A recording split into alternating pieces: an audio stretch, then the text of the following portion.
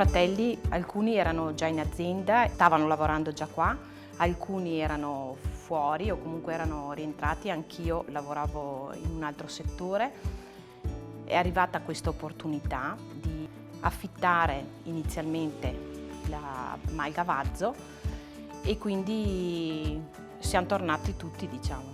Il papà Bruno il motore di tutto e ha sempre aspirato che noi lavorassimo insieme. Questa era l'opportunità giusta. Il fatto di iniziare a fare le trasformazioni e quindi di lavorare le nostre materie prime, inizialmente era quello. Poi l'idea di lavorare anche la carne, quindi di arrivare a mettere sulla tavola dei prodotti genuini e a far mangiare agli altri quello che piaceva far mangiare a noi. È una cosa meravigliosa per me, forse perché adesso, soprattutto che il papà non c'è più, è una cosa che ci ha lasciato e che quindi... Ecco. Io sono nato in una famiglia di allevatori, mio papà faceva l'allevatore insieme a mio zio. È nata questa passione o la voglia di allevare da loro e comunque è riportata poi.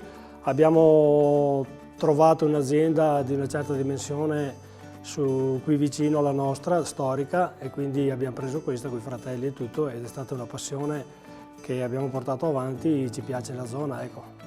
Il pascolo è un valore aggiunto che comunque per noi è molto importante. Noi stiamo facendo oggi il latte nella stalla maggiormente, però che comunque facciamo il pascolo con le manze e con le vacche in asciutta in tutto il periodo estivo.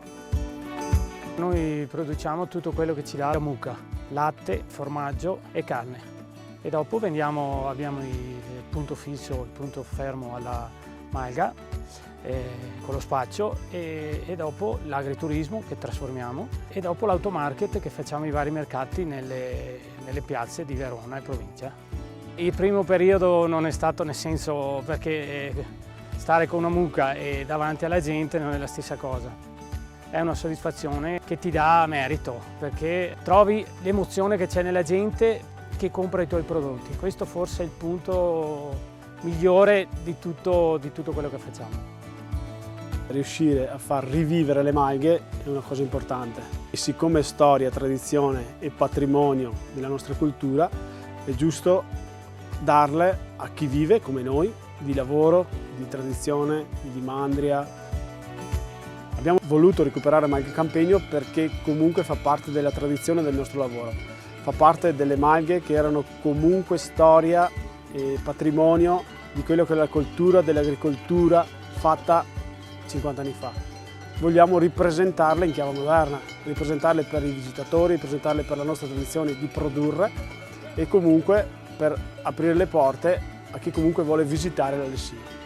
Uno dei momenti più belli dell'alpeggio e delle malghe è la transumanza, perché comunque è il momento di festa di tutta la stagione, sia nell'andare che nel venire, del cargare e del scargare montagna. È un passaggio importante perché fa parte della tradizione, fa parte di quello che è proprio la vita della montagna e la vita della malga. Senza la transumanza la malga non sa fare.